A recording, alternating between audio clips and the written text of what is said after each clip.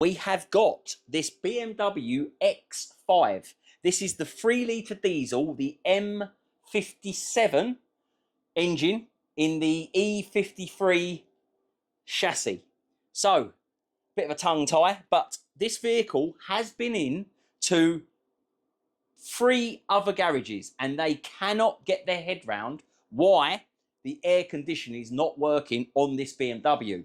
So, being the sort of person that we are, he's watched our video, gave us a call and said, look, it's been into 3 other garages. They can't get the air conditioning working.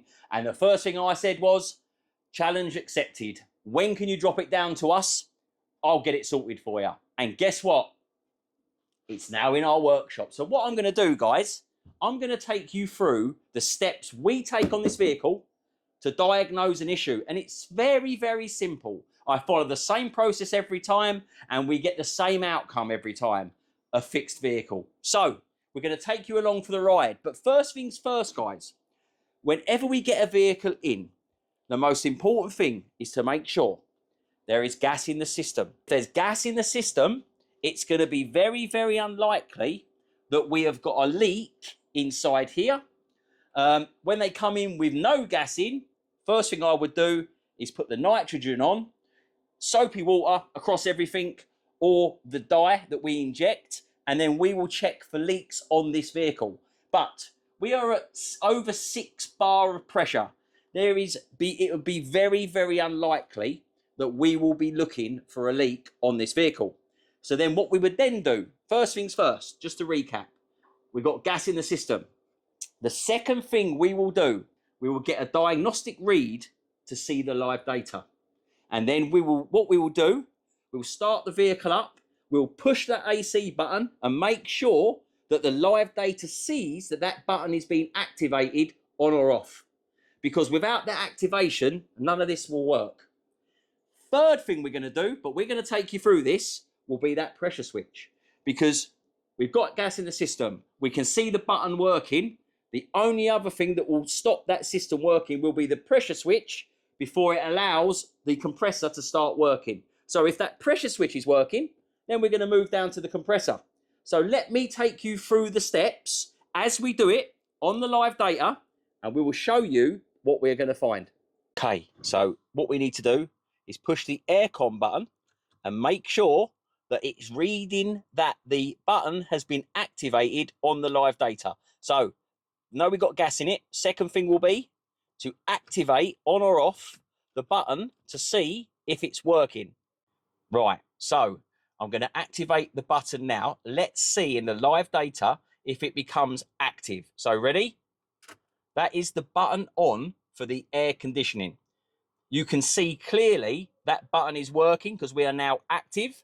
I will remove the button and you can see there that we are now inactive. So now we know that the aircon button is working. So now we'll go to step 3 and let's have a look at that pressure switch. Right, now that we know that the button is active, can you see this down here, guys? So with the pressure sensor, it will use a 5-volt reference depending on how much gas is in the system. Normally with gas around about 6 bar, I would expect to see around about 1.2 volts, which is really interesting because when I spoke to this guy, he has said to me that the compressor had been replaced and it made no difference. They also replaced the pressure switch and it made no difference. So looking at that, I think they probably put a pressure switch in, it didn't work, they took it back out, put the old one back in.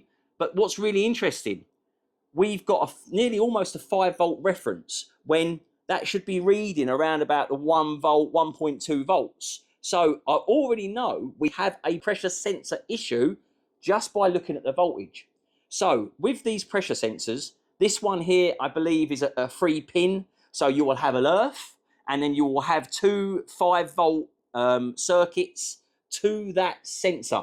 So what we'll now do is check on the wiring that we've got the ground and the 2 5-volt references so that we can rule out that the wiring to the plug is the issue. And if it's had a new one and then they've put the old one back in, what is going on, guys? Because surely if they could see they put a new one, it didn't make any difference, surely you would have checked the wiring to start with. But let's dive in, guys. Let's have a look at those 3 wires. We will get that wiring checked to the pressure sensor, because we can see here that we have got 4.98 volts, which is massively high. So what we'll do, we'll get our trained specialist, Dan China, or is it Ed China? Dan China? Ed Dan? Can't remember which way it goes. But we will get Dan with the multimeter to check the wiring down to this plug to make sure that we've got an earth and we've got the 2 signals to the plug, or whether we've got a wiring issue back to the control unit. Right, guys, so what we're going to be doing down here is where the pressure sensor is. We have got on the diagnostic at the moment 4.98, which is way higher than it should be. So what Danny's going to do now, we've got a 3-wire plug on here. Pin 1 is the earth. Then we've got pin 3, which will be a 5-volt reference. And number 2 should really be the voltage that we would normally see on here, which is like a return voltage, which should be about the same as what we're seeing here.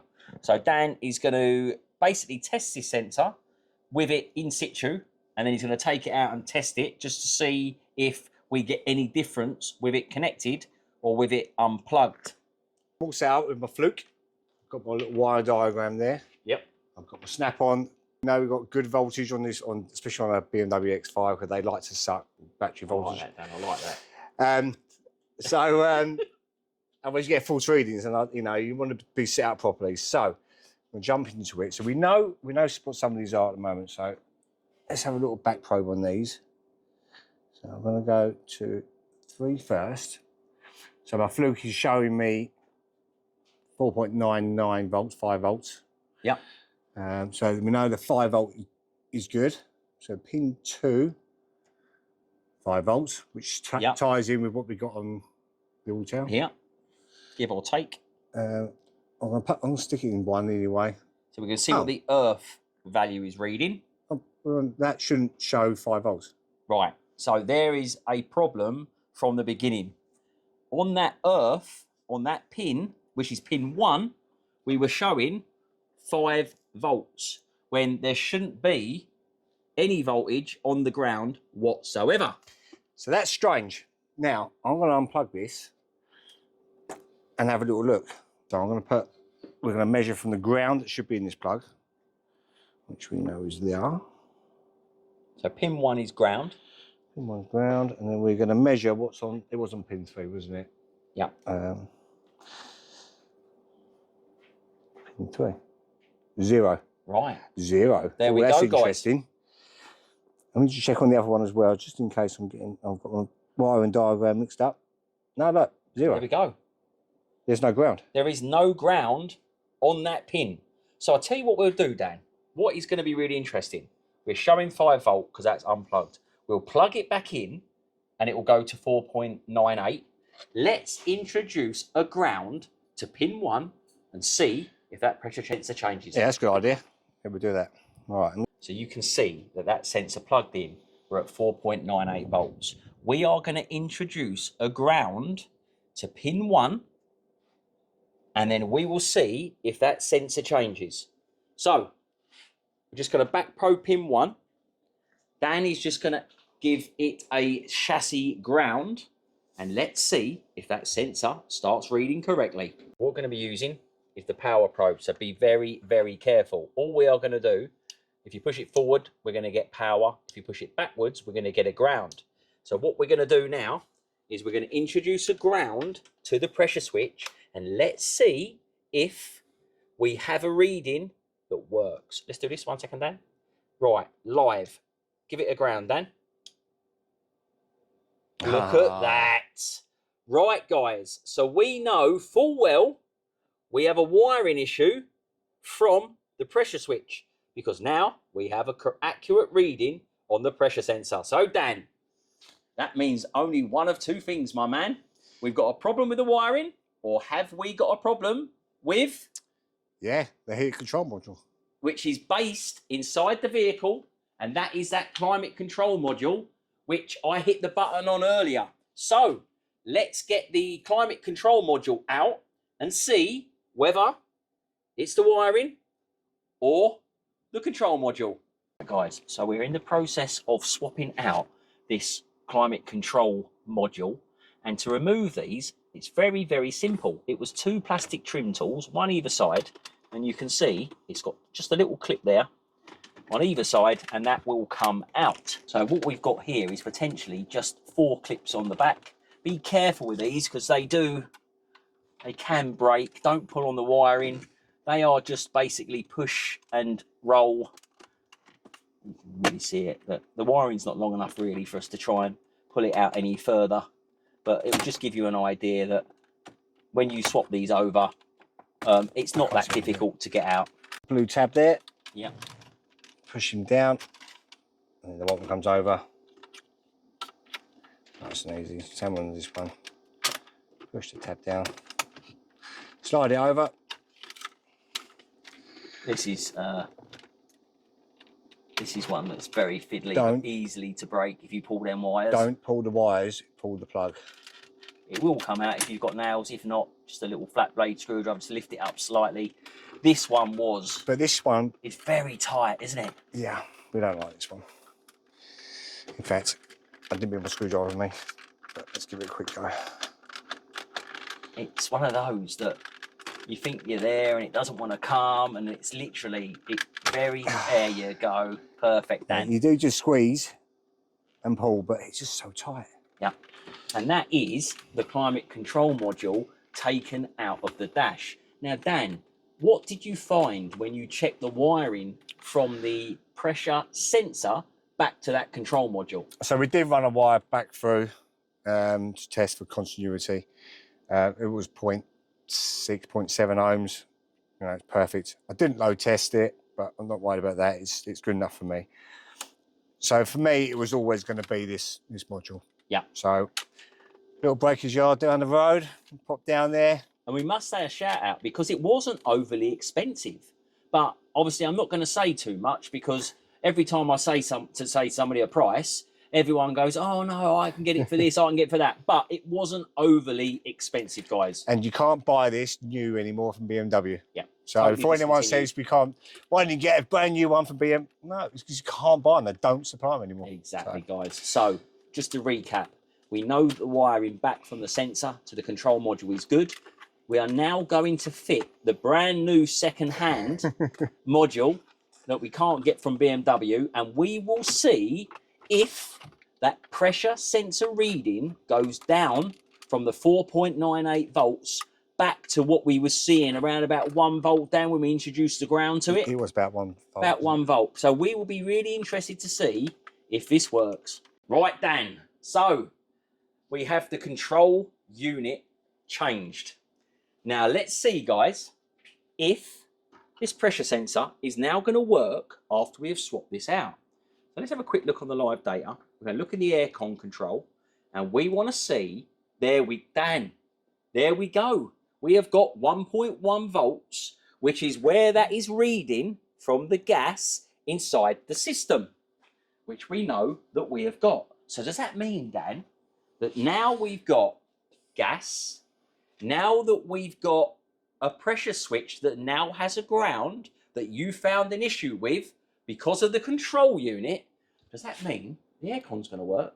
Or is it going to fail on the brand new compressor that he was charged 650 quid for that he may not have needed? What do you reckon, guys? I think it's going to work now. He thinks it's going to work? I think it's going to work now. We think it's going to work. Let's start it up then, Dan, and see if it works. Right, so we have got Dan in the vehicle. We are going to start this vehicle up. We are going to activate the brand new second-hand climate control module that we found had a earthing issue from this unit. Now, we're going to get Dan to start it up. Dan's going to activate the climate control button. And as you come in to see what we've got, you can see now we have a direct pressure reading from that pressure sensor. So when Dan starts it up, this button should go active, the compressor should go active, and then hopefully we should see these temperatures start to work. Otherwise, we've potentially got a compressor issue, which will be number 4 on our checklist. So at the moment, number 1, we check the gas. Number 2, we checked the button to make sure it was working on here. Number 3, we checked the pressure sensor. And we are at number 3 because we've just found out that we had no earth from the control unit down to the pressure sensor. So if this does not work, number 4 is the compressor. So are we going to be winning on number 3, or are we going to have to get to number 4 on this video? Dan, start it up and let's get this button. Right, ready to go? Right. Put the button in, Dan. Look at that. Button is now activated. Compressor is now activated. Pressure sensor, we have voltage. Dan, what are we thinking so far? Bearing in mind, this has not had aircon for years. It's been to 3 garages. Not a single person could fix this car. It's had a new compressor. It's had a new pressure sensor, which looks like they've taken back out and maybe tried to get their money back. But let's see what we've got. I can see the fans are spinning. I'm hoping by the time this all starts to circulate, the compressor's active, we should be able to feel cold air starting to circulate around the system. Right, if you can see, there is the aircon pump. That is with the switch off. Dan, put the switch on so they can see that the clutch engages. On. There we go, guys. See that? So that is what you're looking for. So that is with the switch on. Dan, switch it off. There we go, guys. So we know that the clutch is engaging. Look at that evaporator temperature. See that? So now that that clutch is active, now that the button's working, look at the pressure switch voltage, guys. See that? Now look at that evaporator temperature. Look at that. What do we start off? 27, something like that, 26. That evaporator temperature, 14 degrees, 13.8. Absolutely fantastic, guys. Right, so that is the BMW X5 fixed. And guess what, Dan? We didn't even get to stage 4. So I'm not going to keep recapping because I think I've recapped through the whole video. The gas, the button, the pressure switch, and we didn't even get to number 4, which is the compressor. So that is the 4 stages to how to repair air conditioning on any car you work on. It really is. I don't honestly get how these cars go into several garages and they just can't work out the simple diagnosis strategy that we put in place for depending on what we're working on. I just don't get how they couldn't work that out. I just don't think people know how to use a diagnostic machine, do they? We have come to the conclusion that people just do not know how to use these things. Maybe this is more complicated than they can use. The funny thing is, the live data, it tells you everything, doesn't it? Yeah, exactly. You know? But, you know, fair play to everybody who's been watching. I don't think anyone would have guessed this. I think I have seen the comments so far where people are saying it's leaked through the O-rings, but we had gas in it. So that was a telltale sign there. We had gas in it. So be very surprised if the aircon didn't work because it had gas in it, because we know that it needs gas to work. I did think that someone would say that we had a pressure sensor issue, but we knew that there was more to it because technically it was a pressure sensor issue, but it wasn't the pressure sensor itself. It was actually the wiring from the plug, and it turns out that we had a faulty aircon control module inside this unit, Dan. It's the first one I've ever changed, and I've done a lot of modules on BMs. I've never seen one broken before. So, tip for you guys, if anyone has got the, and I'm sure this isn't just X5, I'm sure other people have these modules where the wiring loom from the earth would go through this module. Maybe there is some other BMWs out there. Certainly one of the first times we've come across this, not an earth at the pressure sensor.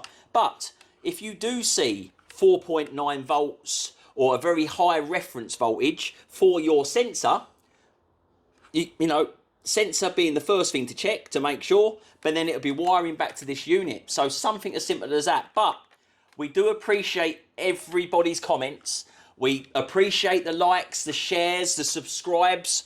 We've got 3 or 4 vehicles still out here to finish off.